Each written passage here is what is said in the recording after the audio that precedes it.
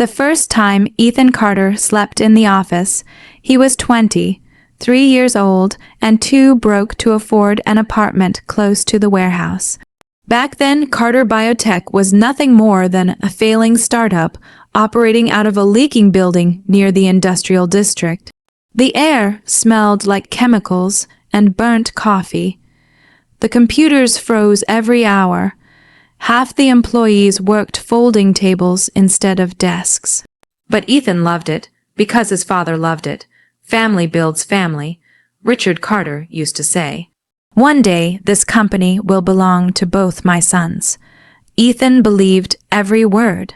While other people his age spent weekends traveling or partying, Ethan spent his nights reviewing inventory spreadsheets and fixing shipping disasters. He learned accounting, compliance law, vendor management, and investor relations because there was nobody else to do it. When an employee quit, Ethan covered their work. When suppliers threatened lawsuits, Ethan negotiated extensions. And when the company nearly collapsed during its third year, Ethan sold his own car to help make payroll. Richard never forgot that. At least Ethan thought he never did. His younger brother Ryan was different in every possible way. Ryan was charming, loud, and naturally good at making people laugh. He knew how to walk into a room and own it within seconds. Investors loved him before he even opened his mouth, but Ryan hated work. He skipped meetings, ignored deadlines, showed up late wearing expensive watches bought with company money. Yet Richard always excused him. "Your brother's a visionary," he'd say. Ethan never argued. Somebody had to keep the company running while Ryan played executive. Over the next 12 years, Carter Biotech exploded into one of the fastest growing medical supply companies in the state. They signed hospital contracts worth millions. Their products appeared in pharmacies nationwide. Industry magazines praised Richard Carter as a business genius. But inside the company, employees quietly knew the truth. If Richard was the face of Carter Biotech, Ethan was its spine. Employees came to Ethan with problems because he solved them without screaming. Clients trusted Ethan because he never lied to them. Even board members privately admitted Ethan understood the business better than anyone else in the building. Still, Richard rarely praised him publicly. "Steady workers don't need applause," he once told him. Ethan accepted that too. Because sons are trained their entire lives to chase approval from fathers who barely know how to give it. Then came the 20th anniversary gala. The ballroom glittered with gold lights and champagne glasses.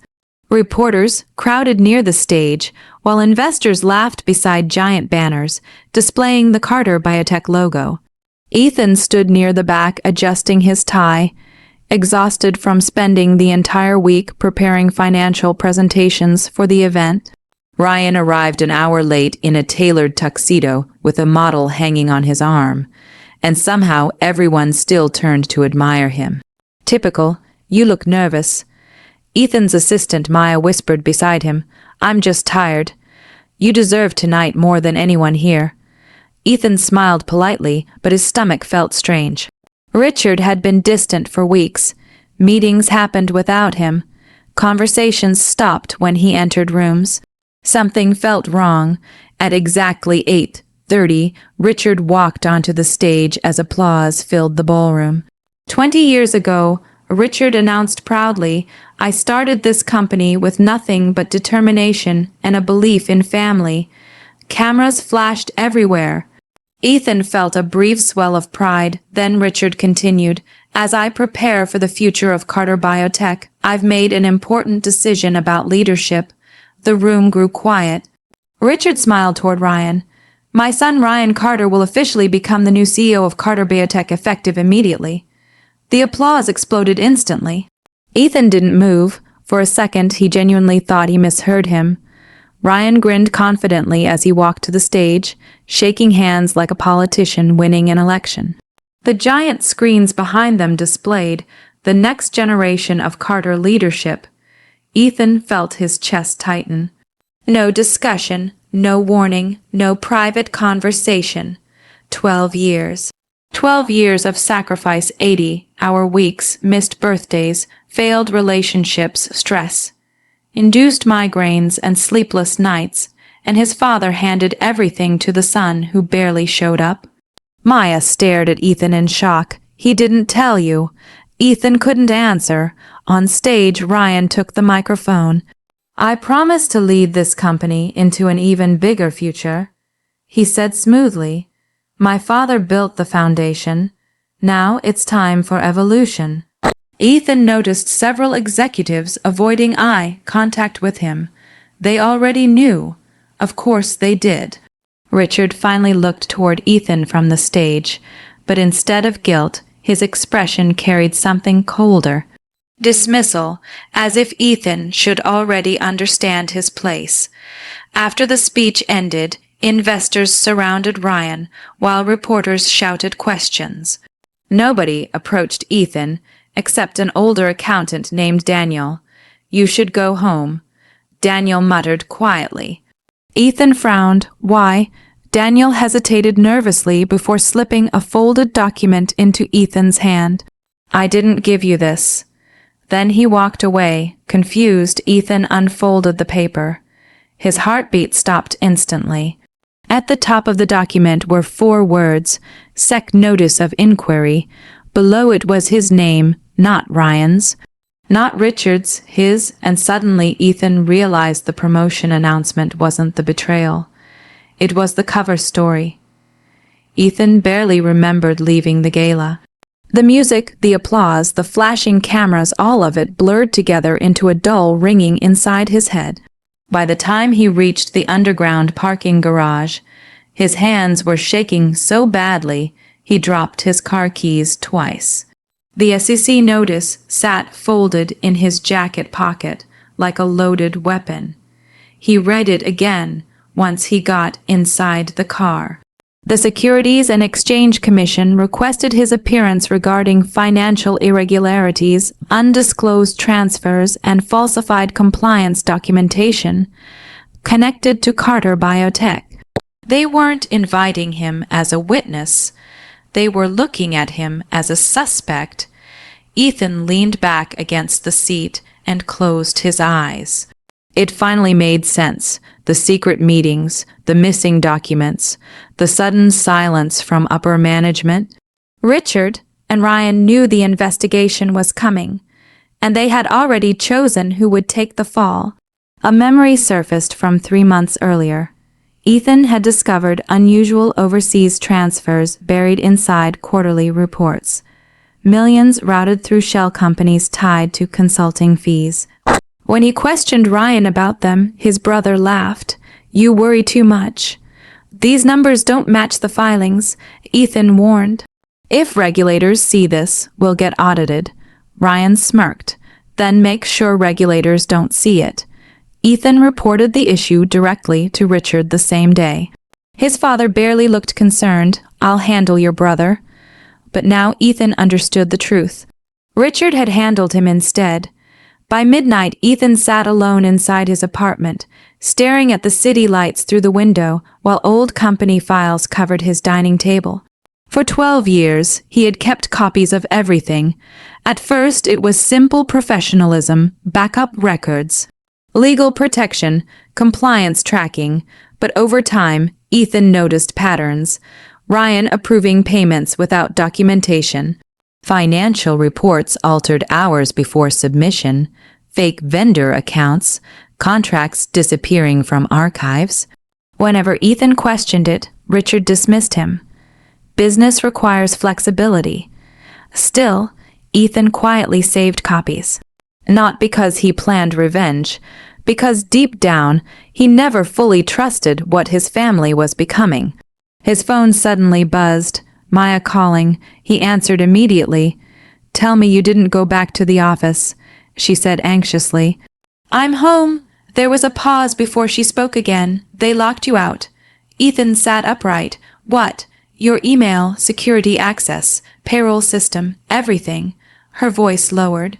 Ryan called an emergency executive meeting after you left. A cold silence filled the room. They're moving fast, Ethan murmured.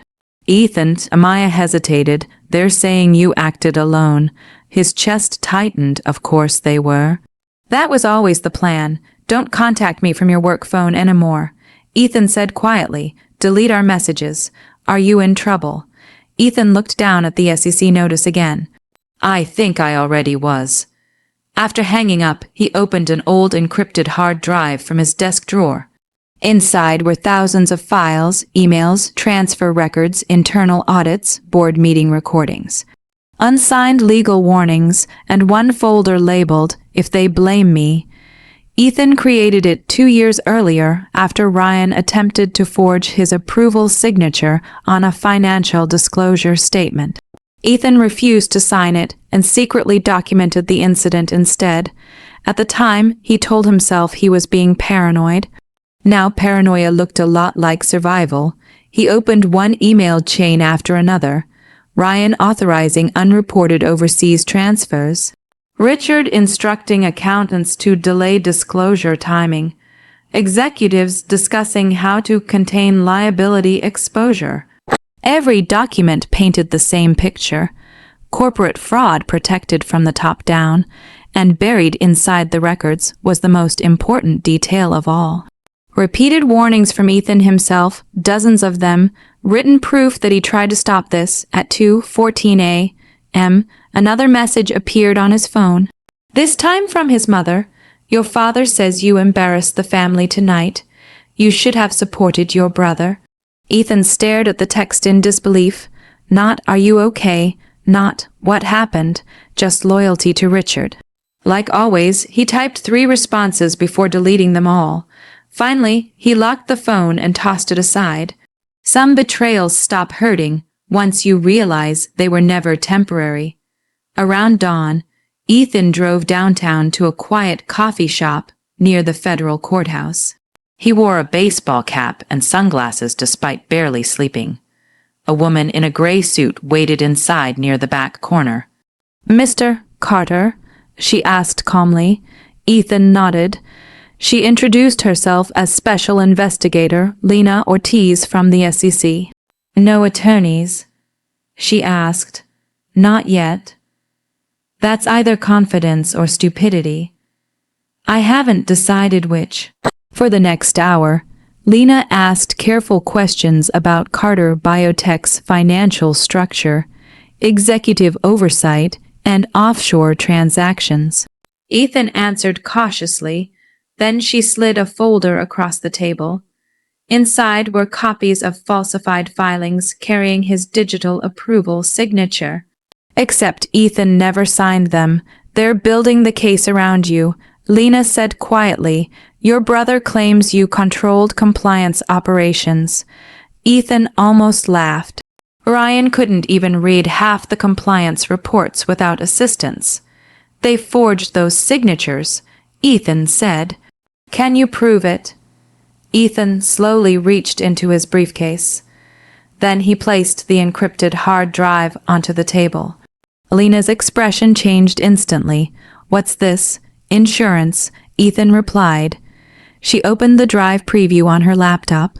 Her eyes widened after less than 30 seconds. How long have you had this? Long enough to know someday I'd need it.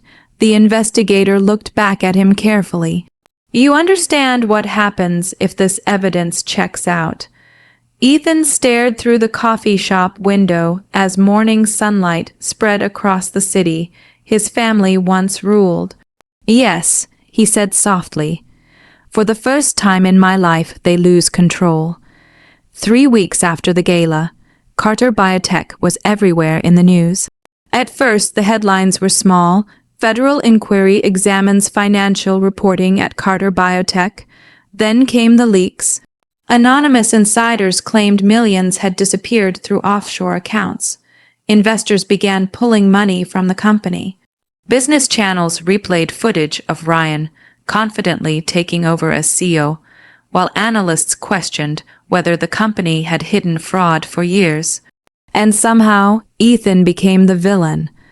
Ryan appeared on television wearing a dark suit and a carefully rehearsed expression of disappointment. My brother handled internal compliance operations independently. He told reporters, "We trusted him completely." Ethan watched the interview from his apartment in silence. Trusted him? The word almost made him laugh.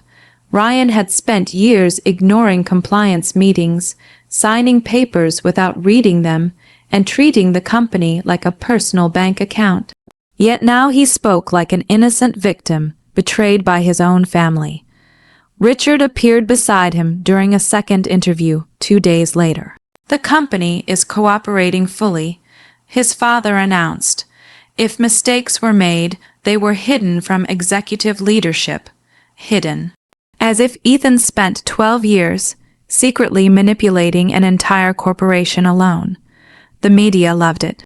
Irresponsible older brother snaps under pressure. Jealous sibling seeks revenge. Disgraced executive facing federal investigation. Every headline painted Ethan as bitter and unstable, but Ethan stayed quiet, because loud people panic first. And panic makes mistakes. Late one evening, Maya visited Ethan's apartment carrying takeout containers and a stack of printed articles. "You need to fight back publicly," she insisted. "Ryan's destroying you." Ethan barely looked up from his laptop. "He's destroying himself. That's not how it looks online. I'm not trying to win online." Maya sighed heavily before sitting across from him. "You still think your father's going to protect Ryan?" Ethan stopped typing. "No," he answered softly. "I think my father already knows Ryan can't survive this." That was the tragedy Richard refused to admit. Ryan was never built to lead. He was built to inherit. There was a difference. The next morning, the SEC officially froze several Carter Biotech accounts pending investigation. The company's stock crashed 17% before noon. Employees panicked. Executives started resigning.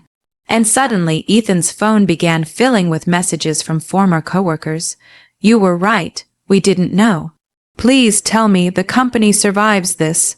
Some even apologized for staying silent after the gala, but the message that hit hardest came from Daniel, the older accountant. "Your father ordered records altered 3 years ago. I should have spoken sooner." Ethan stared at the text for a long time before locking his phone again. Too many people confuse silence with loyalty. By Friday morning, federal investigators officially subpoenaed Ryan Carter. The news channels exploded. Cameras surrounded Carter Biotech headquarters 24 hours a day. Protesters gathered outside demanding answers after retirement. Funds connected to the company lost millions. Inside the chaos, Richard still tried controlling the narrative. Then came the hearing.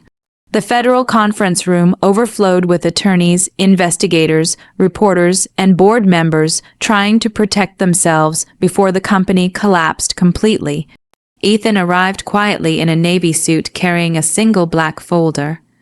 The moment reporters saw him, flashes exploded everywhere. "Mr. Carter, did you commit fraud? Did your brother frame you? Are you testifying against your family?" Ethan ignored every question. Inside the hearing room, Ryan sat beside Richard, looking pale but defiant. For a brief second, Ethan saw fear behind his brother's confidence. "Good." The lead investigator began methodically reviewing years of suspicious transfers, falsified reports, and manipulated disclosures tied to Carter Biotech. Ryan denied everything. Richard claimed limited knowledge. Then Ethan was called forward. The room fell silent as he sat down. "Mr. Carter," the investigator asked, "did you previously raise concerns regarding compliance violations inside Carter Biotech?" "Yes." "How many times?" Ethan opened the black folder calmly. 37 documented warnings over 4 years. Murmurs spread instantly across the room. Ryan's expression shifted. Ethan handed copies to investigators, emails, audit requests, risk assessments. unsigned legal recommendations. Every single one addressed directly to Richard and Ryan. The investigator adjusted her glasses while reviewing the documents. These warnings specifically mention illegal reporting exposure. She noted, "Yes, and you received no corrective response, only instructions to stop documenting concerns." Ryan suddenly leaned forward aggressively. "He's twisting everything. Ethan controlled those departments." Ethan finally looked directly at his brother for the first time in weeks. "You couldn't even explain our quarterly filings without assistance," he said quietly. Ryan's face reddened. Then investigators revealed the final blow. Digital forensic experts confirmed multiple compliance approvals had been forged using Ethan's credentials after internal access, overrides from executive accounts tied directly to Ryan. The room erupted into chaos. Richard looked stunned. Ryan stood abruptly. "This is insane. He's setting me up." But panic had already taken over. And panic makes mistakes. 2 days later, investigators discovered an attempted overseas transfer, moving millions from frozen company accounts into a private holding corporation connected to Ryan. He tried running. Federal agents arrested him at a private airport before departure. The footage spread across every major news network by sunset. Ryan Carter, the celebrated new CEO, being escorted in handcuffs across a runway while cameras rolled. That night, Ethan sat alone in his apartment watching the coverage in silence. He expected satisfaction, victory, closure. Instead, he only felt tired, because revenge never really heals betrayal. It just exposes it. Then his phone rang. Richard Carter. For several seconds, Ethan considered ignoring it. Finally, he answered. His father's voice sounded older than Ethan had ever heard before. "You could have warned me," Richard said weakly. Ethan closed his eyes. "I spent 4 years trying to." The morning after Ryan's arrest, Carter Biotech looked like a dying kingdom. News vans crowded the entrance. Employees carried cardboard boxes through the lobby. Investors demanded resignations. Board members vanished behind lawyers. The company that once dominated medical headlines was now a public disaster. And for the first time in 20 years, Richard Carter didn't walk into the building like a king. He walked in like a man waiting for judgment. Ethan watched everything from a distance. Part of him wanted to disappear forever. He had enough evidence to protect himself now. The SEC no longer viewed him as the primary suspect. Investigators privately confirmed his cooperation had likely saved him from indictment. He could walk away, start over somewhere else, build a quiet life far from the Carter name. But every hour brought more calls from employees. Not executives, not shareholders, workers, people who spent years inside the company beside him. A warehouse supervisor named Lewis called first. "Please don't let them shut us down," he said. "Some of us gave our whole lives to this place." Then came messages from lab technicians, accountants, drivers, assistants, and junior managers. Most weren't worried about stock prices. They were worried about mortgages, families, medical insurance, children's tuition, and Ethan realized something painful. The innocent people were paying for Richard and Ryan's greed. 3 days later, the remaining board members requested an emergency meeting with Ethan. He almost refused. But Maya convinced him to go. "You know they need you," she said. "No." Ethan replied quietly. "They need someone to clean up the mess." Sometimes that's the same thing. The executive boardroom felt strangely smaller than Ethan remembered. The massive windows overlooked the city, but the atmosphere inside was heavy with fear. Half the seats were empty. The acting chairman stood as Ethan entered. "Thank you for coming." Ethan remained standing. "Say what you need to say." The chairman exchanged nervous glances with the others. "We want you to return as interim CEO." Ethan almost laughed. 3 weeks earlier, they applauded Ryan while treating Ethan like a disposable employee. Now they wanted salvation. You chose him, Ethan said coldly. We made mistakes. No, Ethan corrected. You made calculations. Silence spread across the room. Finally, an older board member spoke honestly. You were the only one actually running this company. The truth landed harder than any apology. Because Ethan never wanted revenge nearly as much as he wanted acknowledgement. And now that it finally came, it felt empty. I'll consider it, he said before leaving.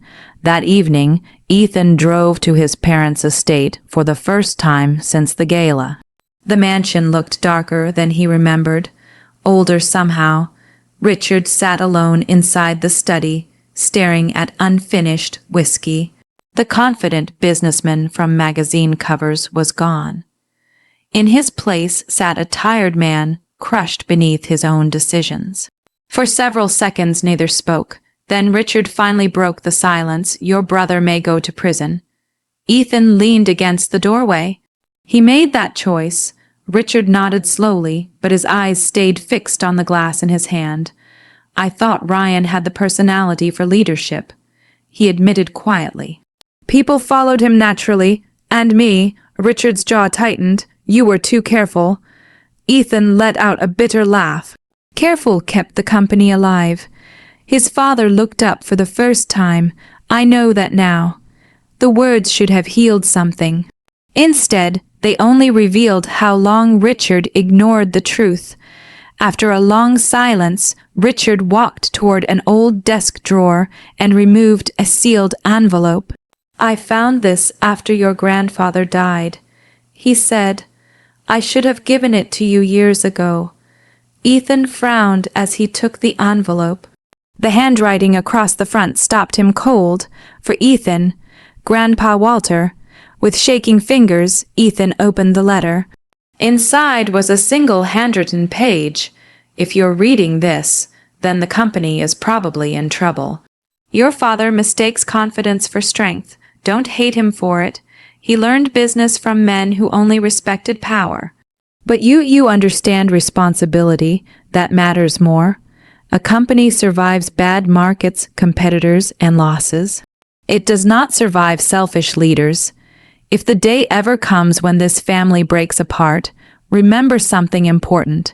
The company was never the real legacy. The people were. Ethan stared silently at the page while emotion tightened painfully in his chest. His grandfather had seen everything long before anyone else. Even him. Richard sat heavily in his chair. I spent years trying to make Ryan into me. He confessed softly. And I spent years punishing you for not being like us. Ethan folded the letter carefully. No, he said quietly. You punished me because I saw things you wanted ignored. Richard didn't argue, because deep down he knew it was true. 1 month later, Ethan officially accepted the role of interim CEO.